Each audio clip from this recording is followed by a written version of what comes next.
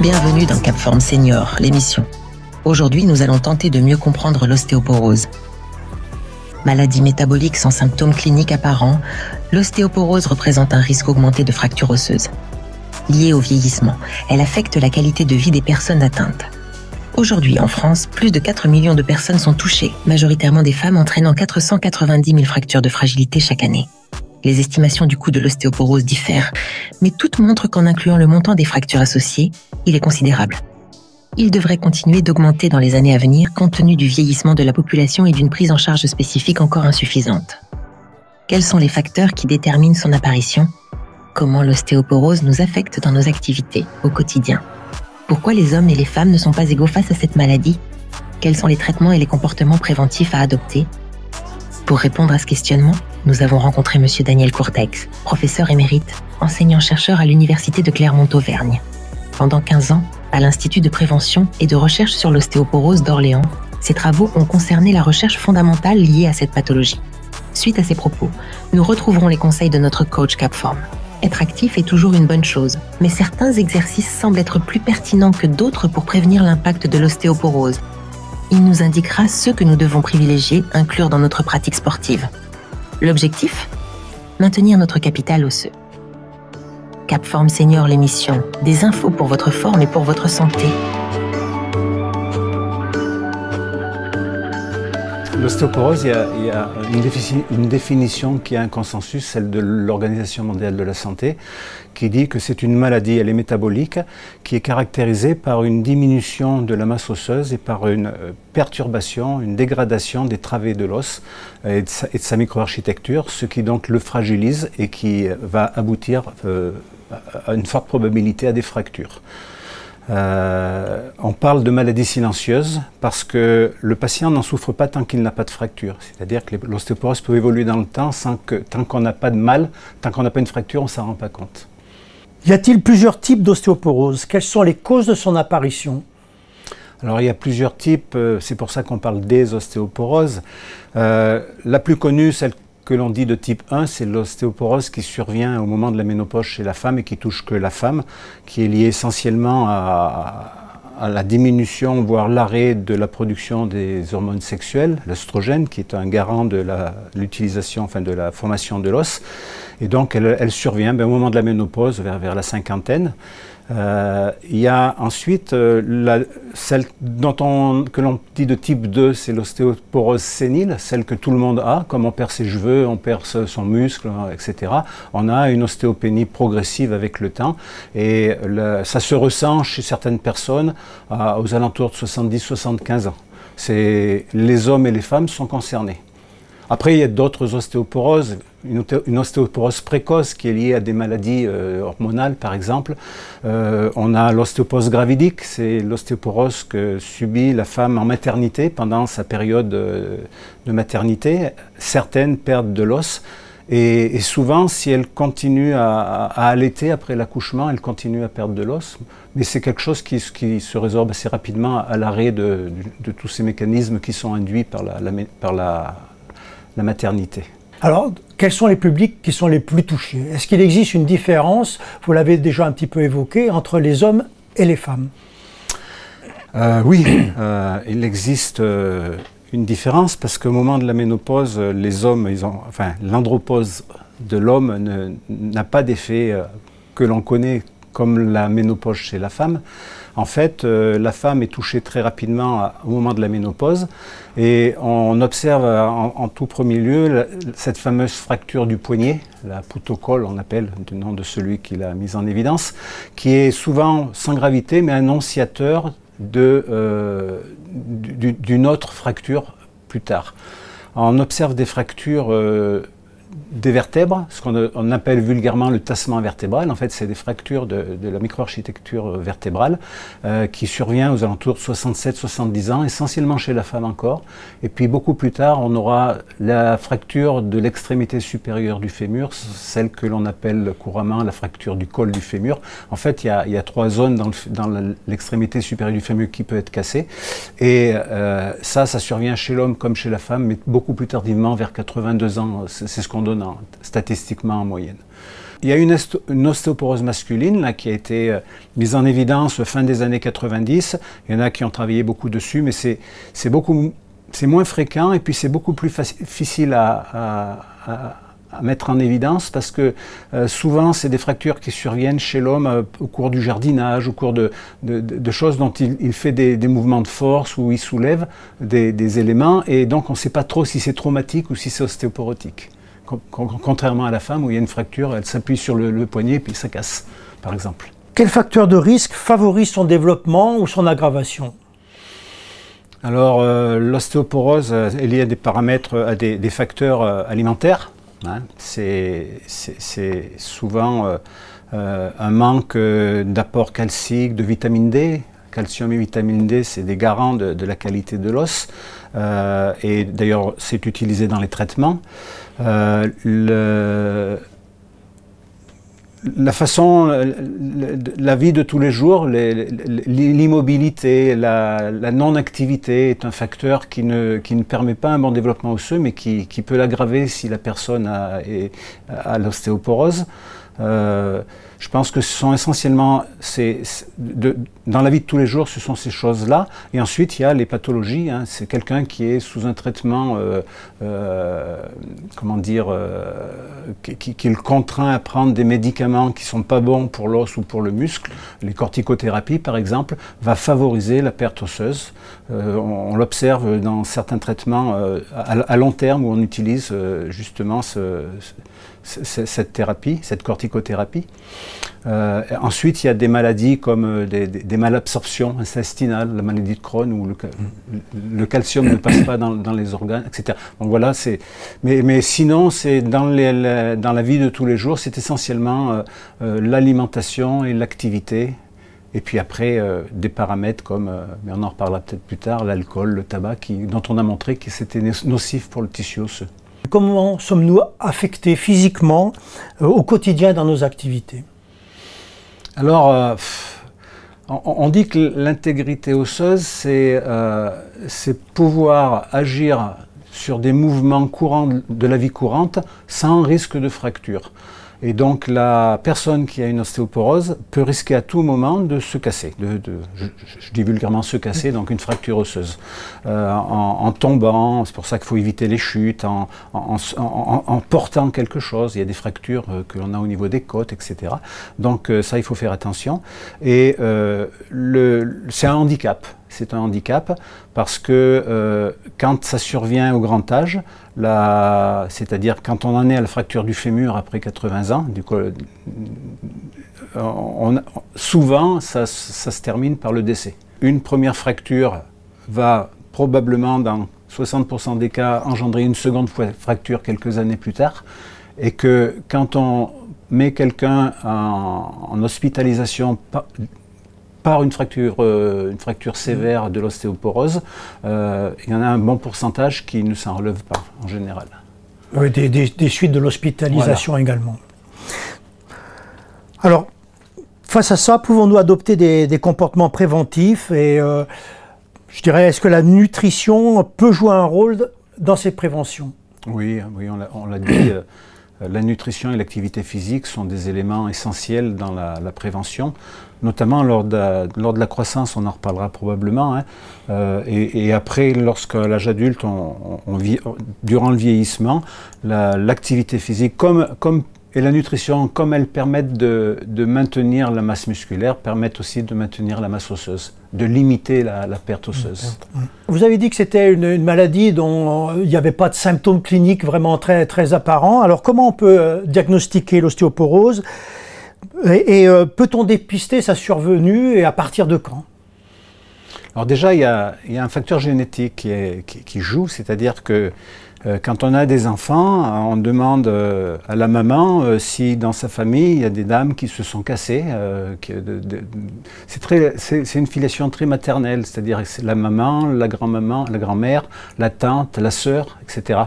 Et c'est souvent un indicateur de facteurs de risque, s'il y a dans la famille déjà des antécédents.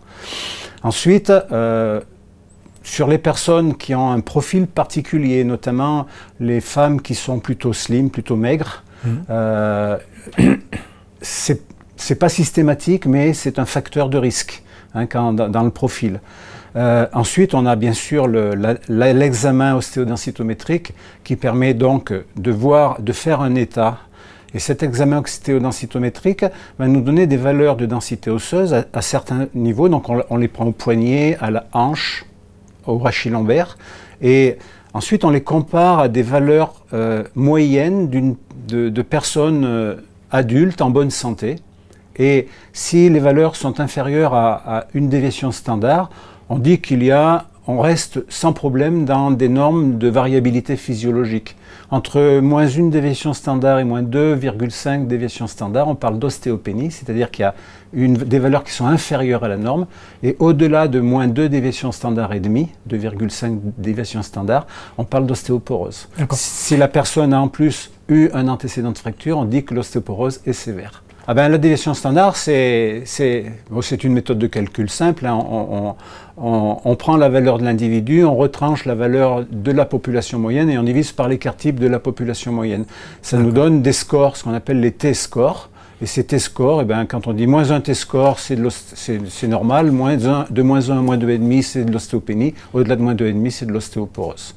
Et ça l'ostéodensitométrie permet justement de nous donner ces informations, de nous donner les informations, donc prévention des risques si c'est vraiment trop bas, en disant attention, vous êtes fragile à tel niveau. Puis, si la personne est en traitement, c'est de voir l'effet du traitement, si elle continue à perdre ou si elle se maintient. Voilà, donc c'est un outil qui est quand même indispensable maintenant pour surveiller les problèmes de l'ostéoporose. Alors vous avez évoqué les facteurs génétiques qui jouent un rôle important sur la survenue de ces problèmes d'ostéoporose dans le temps. Pouvons-nous en guérir et quels sont les traitements indiqués et leur efficacité? Alors, en guérir, je ne pense pas, parce que c'est un mécanisme, c'est une maladie métabolique, c'est-à-dire qu'il y a une perte osseuse, hein, le remodelage de l'os, on en parlera, va être négatif. Et par contre, on peut limiter cette perte osseuse. Comme on limite la perte musculaire dans le temps, on peut la limiter par des activités, par l'alimentation. Et puis, il y a des traitements quand ça devient sévère. Donc, il y a beaucoup de traitements qui ont été mis en place de différents types. Ce sont essentiellement des traitements anti-résorbeurs, c'est-à-dire qui limitent la résorption de l'os. Parce que les traitements ostéoformateurs, ceux qui permettent l'augmentation de l'os, il y en a eu 1 ou 2 qui ont été mis sur le marché, mais qui avaient beaucoup d'effets secondaires et donc qui ont été arrêtés complètement. On en est là, donc je ne vous cite pas le nom des molécules parce que ça ne servirait pas à grand-chose, mais c'est simplement pour dire qu'il existe des traitements effectivement. Souvent, on recommande, en plus de ces traitements, d'associer apport calcique et vitamine D, les deux en même temps, hein, puisque la vitamine permet au calcium d'être bien ingéré par l'organisme, et puis une qualité de vie, donc de l'activité physique, éviter de fumer, éviter de boire. Les sodas, par exemple, ces boissons qui sont très, très sucrées, très acides. Hein, je crois que le Coca-Cola a un pH de 2,5, donc c'est acidifiant pour l'organisme. Si l'organisme est acidifié, les systèmes tampons qui vont tendance à le réguler ne seront pas suffisants, donc ils vont aller puiser le calcium de l'os pour créer les bicarbonates nécessaires. Enfin, on rentre là dans des explications un petit peu plus compliquées, mais l'alimentation est importante. Alors pour mieux comprendre les mécanismes d'apparition de l'ostéoporose, nous pouvons peut-être préciser certaines notions physiologiques qui sont liées à l'évolution de notre densité osseuse. Pour commencer, celle de pic de masse osseuse. De quoi s'agit-il? Alors le pic de masse osseuse a été introduit à fin des années 90 pour exprimer l'état d'un sujet, d'une personne, un individu. C'est la plus grande masse osseuse qu'il aura dans son existence. Alors simplement pour rappel, l'os qui est un tissu vivant est lié en permanence à un système de ce qu'on appelle le remodelage de l'os, c'est-à-dire qu'il résorbe une partie de son os et il en forme une autre partie. Et en permanence, ça se passe comme ça. C'est-à-dire que pendant la croissance, eh bien, la formation sera supérieure à la résorption, donc il y a une augmentation de la masse osseuse. Arrivé à maturité osseuse, hein, avant 20 ans, 22 ans, ça va se stabiliser quelque temps, et puis après, la résorption sera supérieure à la formation, donc on aura une perte osseuse. Donc le pic de masse osseuse, il a une importance, parce que plus il sera élevé à la fin de la maturité osseuse, et plus la probabilité de tomber dans une zone à risque sera faible, hein, plus tard dans le temps. Donc voilà ce que représente le pic de masse osseuse. Alors de même, qu'entend-on par capital osseux? Alors c'est simplement la suite de ce que je viens de dire. C'est un terme qui est très utilisé. Le capital, c'est un terme qui est proche du terme financier, c'est-à-dire que lorsqu'on a atteint son pic de masse osseuse, il va falloir le gérer dans le temps, parce qu'on sait qu'on va le perdre de toute façon, mais on peut le perdre beaucoup ou pas beaucoup et lentement. Donc le capital osseux, c'est une quantité minérale de notre squelette que l'on va essayer de garder la plus haute le plus longtemps possible. Et pour ça, il va falloir faire attention à ce qu'on mange, faire attention à notre activité, faire attention à ce qu'on boit, etc. Donc là aussi, c'est un terme important parce que une fois qu'on a atteint le pic de masse osseuse, on n'ira jamais plus haut. On ne peut que le perdre. Et on peut gérer la perte dans le temps, qui pourra être aussi sujette à des choses imprévues telles que des maladies, des traitements qui vont accélérer la perte osseuse. Alors dans quelle mesure notre masse musculaire et notre fonctionnalité musculaire agissent sur notre qualité osseuse? Alors là c'est important ça, parce que les mécanismes qui expliquent que l'activité physique joue un rôle sur le tissu osseux, c'est des contraintes qu'on observe sur l'os. Et on s'est rendu compte, après plusieurs études, analyses depuis le temps, que c'était essentiellement l'activité musculaire qui en permanence, soit de façon du tonus, soit dans tous les mouvements, exerçait via les ligaments, etc., des contraintes sur le tissu osseux. Donc la masse musculaire est très corrélée à la masse osseuse. Et la fonctionnalité musculaire, c'est-à-dire le fait de mettre en jeu une masse musculaire, est très corrélée à des paramètres de géométrie osseuse et de biomécanique osseuse. Et ça a été démontré dans les années 2005-2010 à peu près. Hein. Donc c'est pas très vieux à l'échelle de la connaissance. Ça commence à dater à l'échelle de... Mais voilà. Donc ça c'est important. Et je crois que ce qui est important, ça implique aussi que quelqu'un qui fera une hypotonie musculaire par une maladie ou qui sera immobilisé dans une chaise, eh bien, il va avoir une perte musculaire parce que le muscle il va fondre, hein, et il aura une perte osseuse aussi importante. À titre indicatif, un athlète de bon niveau, hein, qui joue dans une équipe de rugby ou de football, peu importe, il se fait une fracture, il est immobilisé une semaine dans un lit, le temps de réparation ou le temps qu'on le prenne en charge. Si on fait une analyse d'urine, on va trouver une quantité très importante de calcium urinaire. C'est-à-dire qu'il va y avoir une dégradation importante. Donc ça veut bien dire que l'activité et les muscles vont fondre aussi en même temps, puisque vous savez que le muscle, s'il n'est pas entretenu, ben, il perd un peu de son volume et de sa force. Donc ça ce sont des choses importantes. Alors vous l'avez déjà peut-être un peu évoqué dans différentes questions, mais au cours de notre vie, y a-t-il des périodes qui sont plus critiques dans l'acquisition ou la perte osseuse? Alors oui, la première partie, c'est la croissance. Donc ce qu'il faut savoir, c'est que ce qu'on sait déjà, c'est que la puberté est différente chez le garçon et la fille. Elle est précoce chez la fille par rapport au garçon.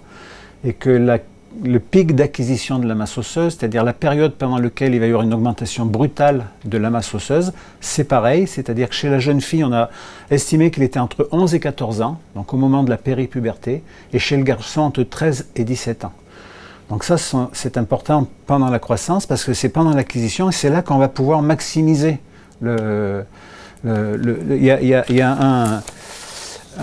les collègues de Genève, des Suisses qui travaillent à l'hôpital des maladies osseuses, ont mis en évidence qu'une augmentation de 10% de la masse osseuse pendant l'adolescence pouvait réduire le risque de fracture de 50% plus tard dans la vie et aller décaler l'apparition de l'ostéoporose si elle apparaît d'environ 13 ans.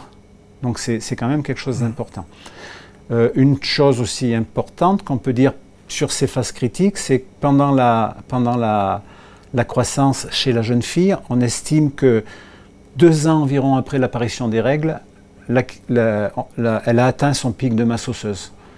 Et ce qui est intéressant, c'est que, on en reparlera peut-être, mais c'est que nous, on a montré que chez des jeunes femmes, on a eu la chance de suivre les filles de Clairefontaine en football pendant 2 saisons, pendant début de saison, fin de saison, sur 2 promotions suivantes.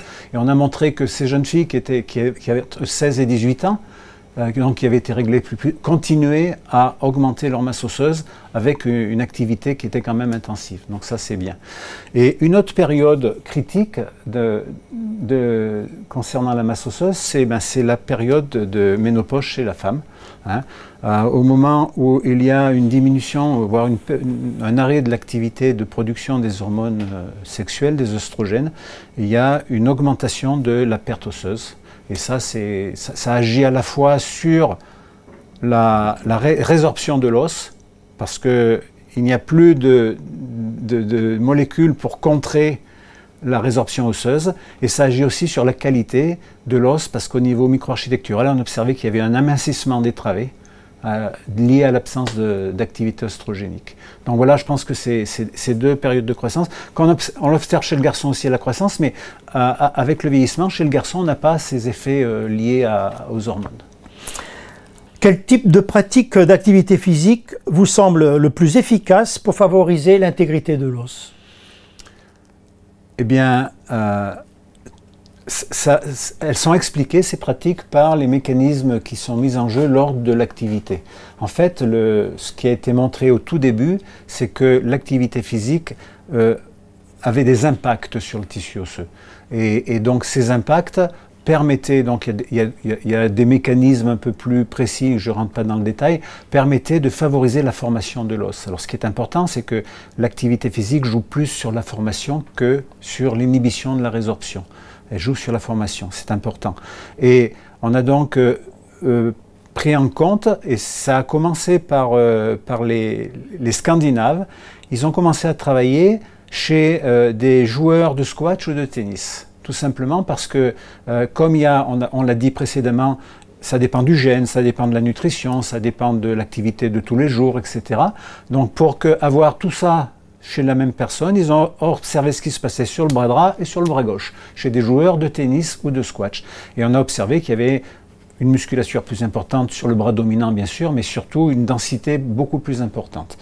Ensuite, nous, on a commencé à s'intéresser aux pratiques donc dites véloces ou dites à impact.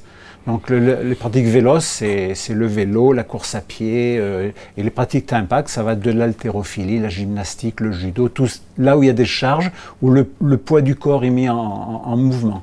Et on s'est rendu compte que les pratiques à impact avaient une très grande augmentation, permettaient une très grande amélioration du tissu osseux par rapport aux pratiques véloces où ça ne bougeait pas beaucoup. Nous avons donc été plus loin en disant, on va donc comparer des pratiques à impact fort, donc la gymnastique ou le football féminin, contre une pratique où les personnes sont en hypogravité, un peu comme les spationautes qui sont en microgravité et qui perdent de la masse osseuse au cours d'une expédition.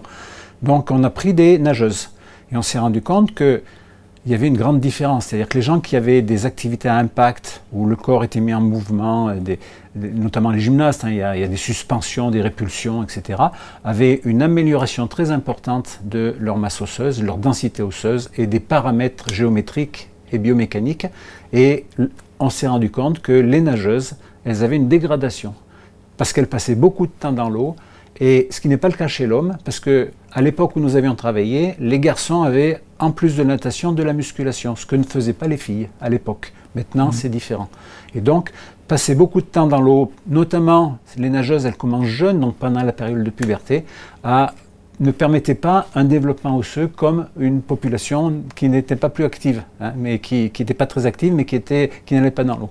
Donc voilà. Donc les modalités, c'est ça. Ça veut dire que il faut que l'exercice stimule l'organisme, lui donne des contraintes, donc tout ce qui est, si on parle de l'athlétisme, les sauts, etc.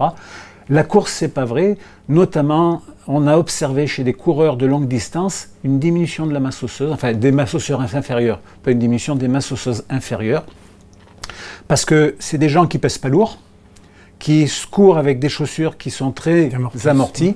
Et en fait, les contraintes qui sont posées au corps, même lorsqu'elles sont nombreuses et endurées, sont très faibles.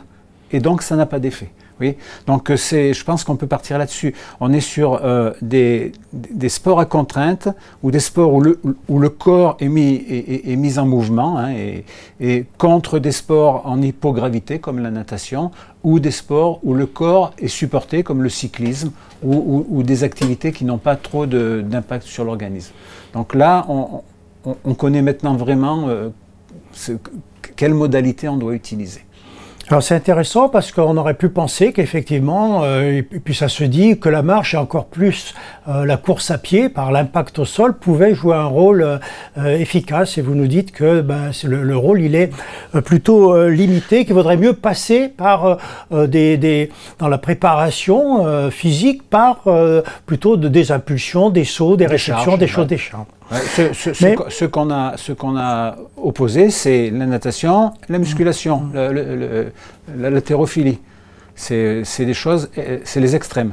Et on s'est rendu compte qu'effectivement, on avait vraiment des comportements complètement différents au niveau osseux. Alors, justement, les pratiques, comment les différencier selon les âges, et comment arriver à maintenir chez une personne, on va dire, senior, justement ce type d'impact qui puisse jouer un rôle efficace sur le maintien de cette qualité osseuse. Voilà, c'est l'aboutissement de ce travail, c'est des questions qu'on se pose encore.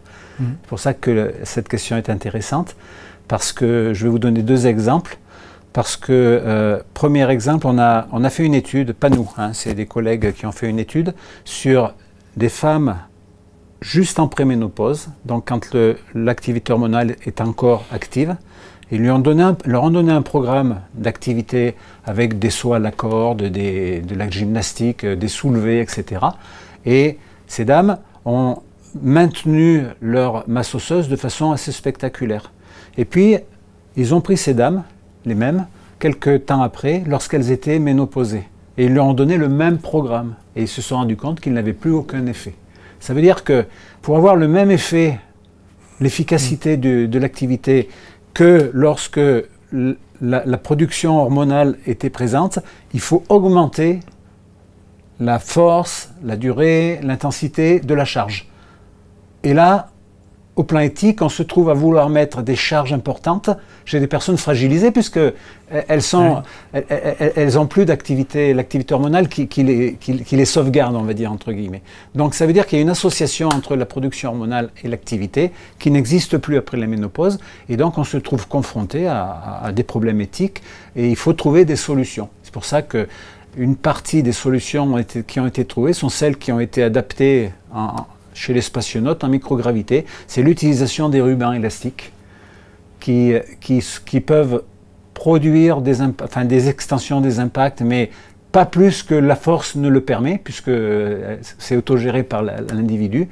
Et puis l'utilisation on a beaucoup fait travailler avec, vous savez, des bouteilles d'Evian ou de Volvic ou peu importe, des bouteilles d'eau qui font 1 kg, 1,5 kg. On fait comme ça, c'est des choses qu'on peut faire tous les jours, et puis avec des résultats moyens. Hein. Certains auteurs de recherche scientifiques aux États-Unis ont dit qu'après la ménopause, il n'y a aucune preuve que l'on puisse améliorer la masse par l'exercice physique, s'il n'y a pas les médicaments. Donc eux, ils sont pour les médicaments. Donc ça c'est un exemple type. Que proposer à des personnes dont on connaît un statut de fragilité, mais qui en ont besoin. Et alors la question reste pendante.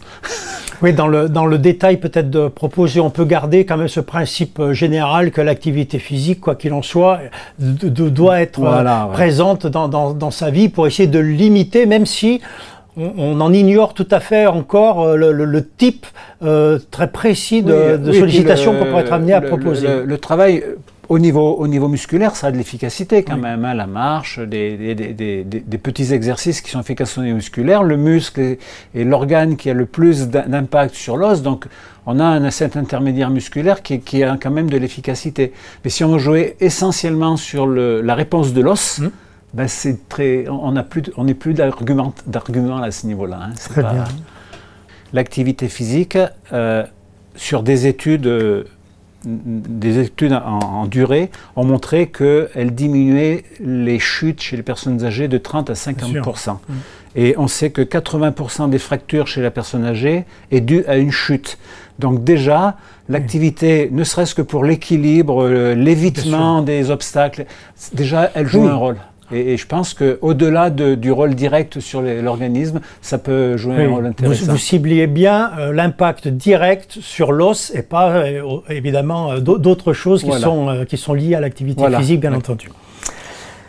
Bon merci beaucoup Monsieur Courtex de nous avoir reçus, de nous avoir expliqué, de nous avoir permis de comprendre un petit peu mieux les phénomènes, mécanismes qui conduisent à cette ostéoporose et effectivement les actions à mettre en place face à ça pour des actions de prévention et puis j'allais dire d'accompagnement qu'on peut mener pour ça. Merci beaucoup, j'espère que toutes ces explications vont motiver les personnes qui nous écoutent et qui regarderont ce reportage à passer à l'action et à se mettre à l'activité physique. Être un peu actif et manger, faire attention à ce qu'on mange.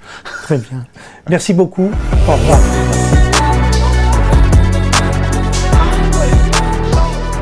Les stratégies préventives ont donc deux objectifs: acquérir un capital osseux le plus important possible en fin de croissance.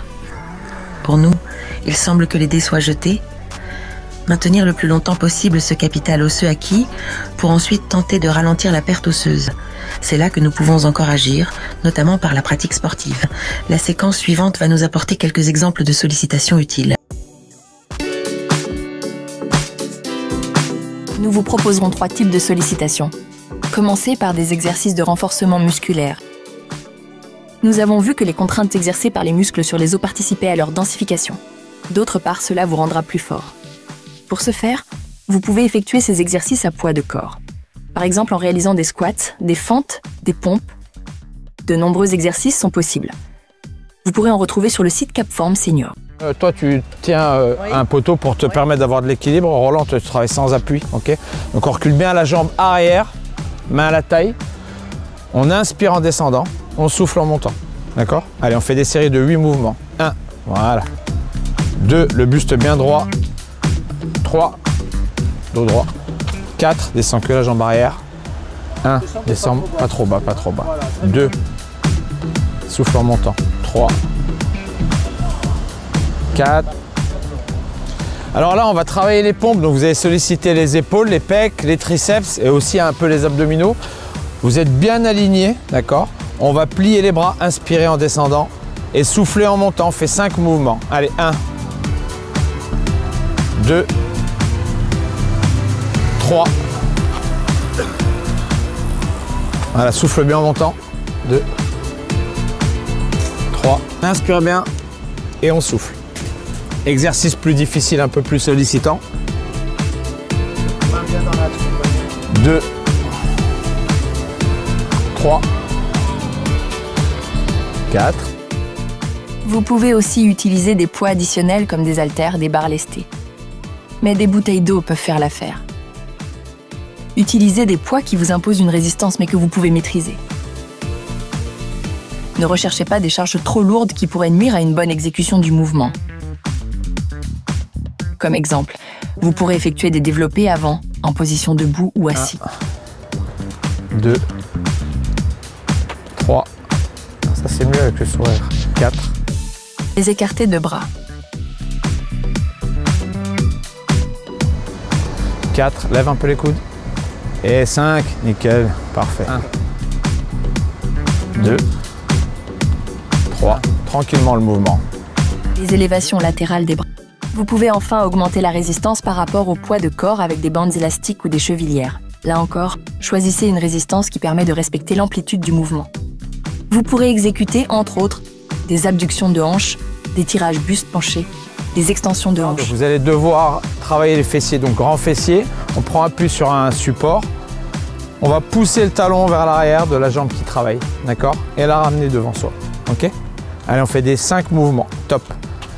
1, 2, ramène un peu plus devant. 3, 4 et 5. On relâche. Après un cycle de renforcement musculaire ou si vous en avez déjà les capacités, vous n'êtes pas atteint d'une ostéoporose sévère. Vous êtes suffisamment robuste. Vous n'avez pas de douleur articulaire aiguë, notamment au niveau des genoux. Vous pourrez passer à des exercices avec impulsion. réception. Ils sont très efficaces. Toujours amortir l'impact au sol en plante de pied. Nous utiliserons des sauts avec blocage moins traumatisants que l'enchaînement de sauts sans arrêt. Dans un ordre croissant de difficulté, vous effectuerez des sauts sur place. Sauts de pieds parallèles, sauts écarts latéraux, sauts ciseaux, des montées de genoux.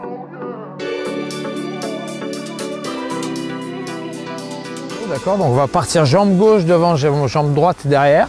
Et on va venir inverser. Impulsion, jambe gauche, jambe droite. D'accord? Devant et derrière. Lève un genou, top. Vas-y. 1, 2, 3, 4, 5 et 6. Palier suivant, des exercices avec déplacement. Faire un contre-mouvement de jump, hein, Jocelyne. Donc pareil, on démarre jambes tendues, squat. Ensuite, on avance en faisant un bond, on réceptionne jambes tendues. D'accord? Allez, go. Tu viens jusqu'à moi. 1, 2, 3, encore un. 4, encore un.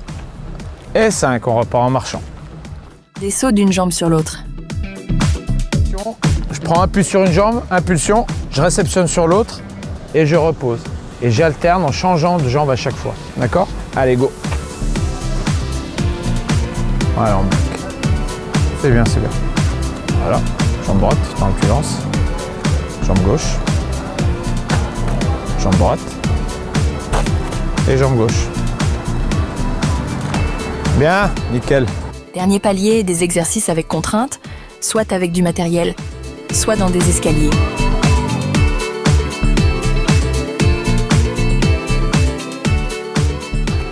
Voilà, c'est ça. Lève bien le genou opposé. Voilà, encore. Saute. Bien, nickel. Tu reviens en marchant tranquillement.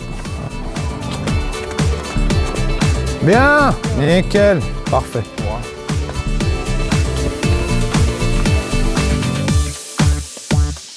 Okay. Allez, vas-y. Ne passez à un niveau supérieur de difficulté que si vous maîtrisez bien les exercices réalisés. Si ce n'est pas le cas, continuez au niveau acceptable. En complément, vous pourrez inclure des exercices d'équilibre, sur place ou en déplacement, pour réaliser un travail spécifique de proprioception afin de prévenir les chutes. Là aussi, divers exercices vous attendent sur le site CapForm Senior.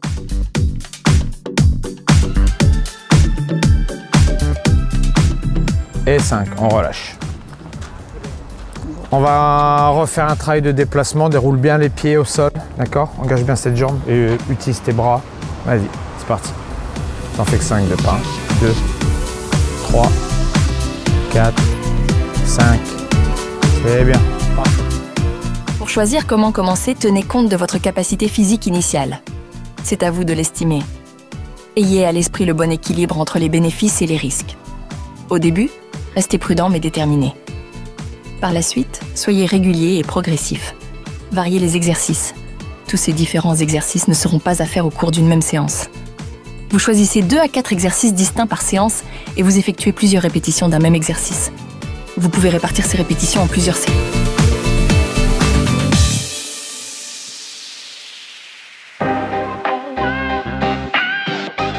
Nous espérons que ces reportages auront su vous intéresser. Nous vous donnons rendez-vous lors d'une prochaine diffusion de CapForm Senior, l'émission. D'ici là, à vous de jouer. Restez actifs.